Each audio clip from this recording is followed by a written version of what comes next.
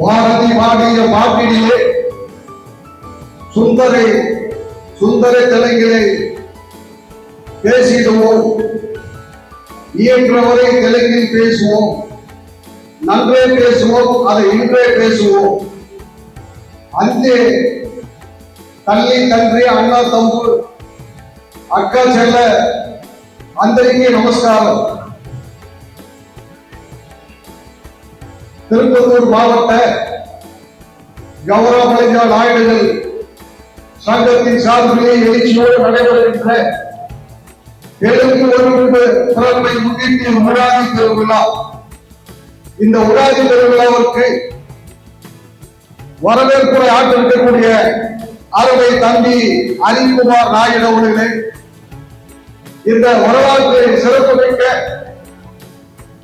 பாலாறு தென்பெண்ணை இந்த நதிக்கரையிலே பரவலாக வியாபித்துக் கொண்டிருக்கக்கூடிய நமது கௌரவ கலைஞர் நாயுடு சங்கங்களை கலாச்சார பண்பாடு ரீதியாக ஒன்றிணைக்க வேண்டும் என்ற நோக்கத்திலே இந்த நிகழ்ச்சிக்கு தலைமையேற்கக்கூடிய ஜி.என். சீனிவாச நாயுடு உள்ளிட்ட மேடையில் இருக்கக்கூடிய நம் இனத்தின் சான்றோர் பெருமக்களே, உங்கள் அனைவருக்கும் இந்த நேரத்திலே உபாதி தின வாழ்த்துக்களை தெரிவித்துக் கொண்டு, இன்றைக்கு தமிழகத்திலே பார்த்தீர்களானால் 100 ஆண்டு காலம், 1000 ஆண்டு காலமாக இந்த தேசத்திலே, இந்த நாட்டிலே பிறப்பால் தெரிகிறதாக இருந்தாலும் வாழ்வியலால், கருத்தியலால், கலாச்சார ரீதியாக தமிழன் என்ற ஒற்றை அடையாளத்தோடு இந்த மண்ணிலே நாம் வாழ்ந்து வருகிறோம். ஆகையினாலே இன்றைக்கு இந்த நாட்டிலே அரசியல் ரீதியாக, கலாச்சார ரீதியாக, மத ரீதியாக, இன ரீதியாக, ஜாதி ரீதியாக இந்த தேசத்தை புலவுபடுத்துகின்ற சக்திகள் புதிய புதிய வழிகளை இன்றைக்கு நம்ம மீது கலாச்சார ரீதியாக, மொழி ரீதியாக இன்றைக்கு விமர்சித்துக் கொண்டு வருகிறார்கள். எனவே அவர்களுக்கு நம்முடைய இன வரலாற்றை நீங்கள் அறிய வேண்டும், நம்முடைய அடுத்த தலைவருக்கு நம்முடைய இன வரலாற்றை நீங்கள் இட்டு செல்ல வேண்டும் என்கிற நோக்கத்திலேதான் இது போன்ற விவாத விழாவை நாடுக்கு முழுக்க நீங்கள் தொடர்ச்சியாக நடத்த வேண்டும். இந்த உணாதி விழா தெற்கு வருட பிறப்பு விழாவாக இருந்தால் கூட, ஆனா இந்த நிகழ்ச்சியை பார்த்தீர்களானால் நான் அறிந்த வரையில் தெலுங்கில் பேசுகின்ற ஒரு இந்த செய்திக்கு நான் கேட்கவில்லை. குறிப்பாக நமது வீட்டிலாவது நீங்கள் தெலுங்கை வளர்க்காதங்கள், பேசுங்கள். அப்போதுதான் அந்த இளைய தலைமுறைக்கு நம்முடைய மொழி என்பது தெரியும். ஒரு மொழி என்பது கற்பது என்பது வாழ்வியலுக்கு மிகவும் பலன் தரக்கூடியதா.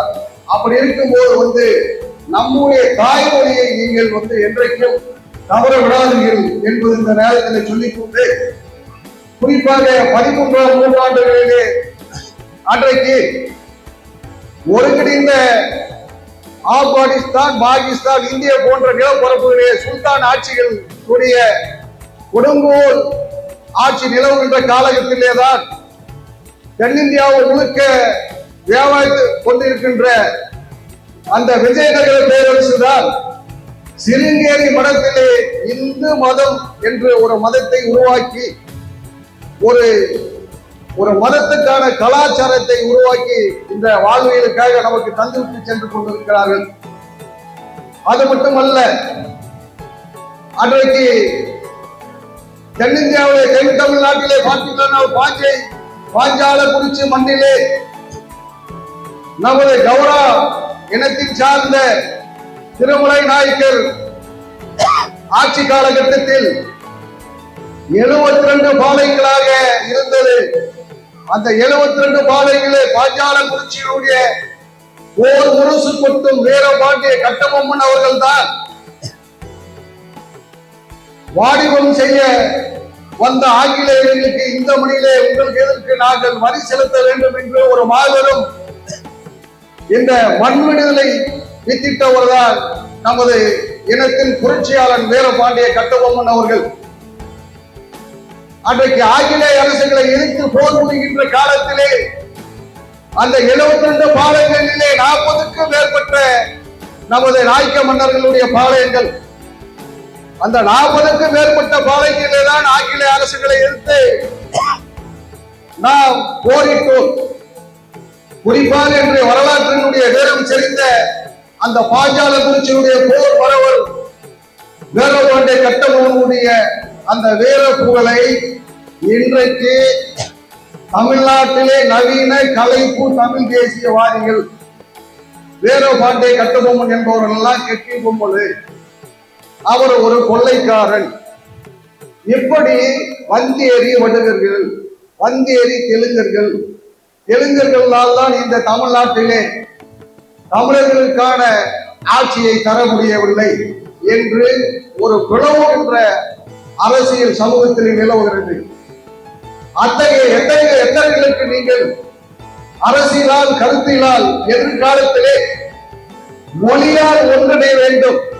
இன்றைக்கு கௌரா பரிஜா மட்டுமல்ல, நாயுடு, நாயக்கர்கள், செட்டியாறு, ஆரிய வைசிய செட்டியார், பிராமண சமூகம், இதிலே ஒடுக்கப்பட்ட போயர் சமூகம், அருந்தைய சமூகம் உள்ளிட்ட அனைவரும், தெலுங்கை பேசுகின்ற அனைவரும் நமது இனத்தின் கொப்புள் கொடி உறவு என்று நீங்கள் கருத வேண்டும். அப்பொழுதுதான் எதிர்காலத்திலே மொழியால் நாம் ஒன்றிணைய வேண்டும். அதற்கான காலம் தேவை. இன்றைக்கு மொழி அழிந்தால் இனத்தினுடைய வரலாறு அழிந்து போய்விடும். குறிப்பாக இந்த தென்னிந்தியாவிலே பல்வேறு மன்னர்கள் ஆட்சி செய்தார்கள். அது குறிப்பாக நாயக்க மன்னர்களுடைய வரலாற்றினுடைய சிறப்புகள் சொல்ல வேண்டும் என்றால் எண்ணில் அடங்காது, பட்டியல் அடங்காது. ஆனால் இன்றைக்கு இதே ஆற்காட்டினுடைய நவாபு போன்றவர்கள் தான் ஆங்கிலேயனுக்கு வரி செலுத்துகின்ற அதிகாரத்தை அளித்தார். ஆனால் அந்த ஆங்கிலேயனை எதிர்த்து போர்க்களத்திலே இந்த மண் விடுதலைக்காக போரிட்ட இனம்தான் நமது தெலுங்கினம் என்று நீங்கள் நம்முடைய இளைய தலைமுறைகளுக்கு இந்த வரலாற்றை நீங்கள் பதிவு செய்ய வேண்டும். இன்றைக்கு சென்னையை உருவாக்கிய சென்னப்ப நாயக்கர் என்பவர் நீங்கள் அறிந்திருப்பீர்கள். அந்த சென்னப்ப நாயக்கர் பார்த்தீங்கன்னா ஆங்கிலேய அரசு பிரிட்டிஷார் செயின்ட் ஜார்ஜ் கோட்டையை கட்டுவதற்கு அவரிடத்திலே அனுமதி பெற்றுதான் ஒரு வணிக கோட்டை அமைத்தார்கள். ஆனால் இன்றைக்கு அந்த சென்னப்ப நாயக்கர் அவர்கள் வன்னியர் இனத்தை சார்ந்த என்று இன்றைக்கு நம்முடைய எதிரிகள் உரிமை கோருகிறார்கள். சென்னப்ப நாயக்கர் என்பவர் சென்னையினுடைய அடையாளம். குறிப்பாக ஆங்கிலேய அரசுகளுக்கு இங்கே வணிகத்துக்காக இடம் தந்தவர்தான் சென்னப்ப நாயக்கர். இந்த சென்னப்ப நாயக்கர் என்பவர் விஜயநகர பேரரசினுடைய காலஸ்திரி மன்னர்களுடைய கிளை குடும்பங்களாக நிறுவி காலஸ்திரியிலே தொடங்கி வேங்கடகிரியில் இருந்து செஞ்சிலே இருக்கக்கூடிய வந்தவாசி வரைக்கும் அந்த சென்னப்ப நாயக்கனுடைய ஆட்சி நிலப்பரப்பு பகுதி. ஆனால் இன்றைக்கு நம் இனத்தின் தாத்தா சென்னப்ப நாயக்கர் அவர்கள் அவர் ஒரு வன்னியர் சாதியை சேர்ந்தவர் என்று இன்றைக்கு வரலாற்று புத்தகத்தை இன்றைக்கு வெளியிட்டிருக்கிறார்கள். இந்த நிகழ்ச்சியிலே நமது உச்ச நீதிமன்ற வழக்கறிஞரை இந்த நிகழ்ச்சியில வைத்துக் கொண்டு நான் ஒரு கோரிக்கையாக கேட்கிறேன்.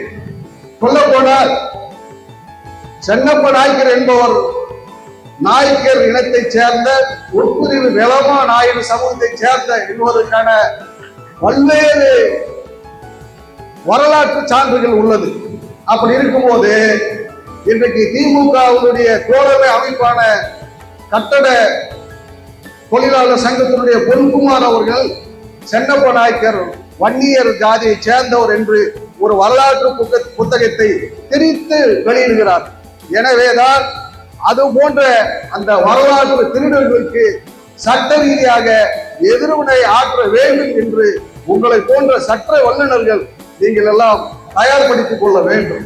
காரணம் என்னன்னா, நம்முடைய வரலாறை இன்னொருத்தர் திருடும் போது சட்ட ரீதியாக அந்த புத்தகத்தை தடை செய்வதற்கான நீதிமன்றத்திலே நிறைய நமக்கான இடம் இருக்கிறது. எனவேதான் நமக்கான தன்னுரிமை அரசியலுக்கு நீங்கள் தயாராக வேண்டும். எப்படி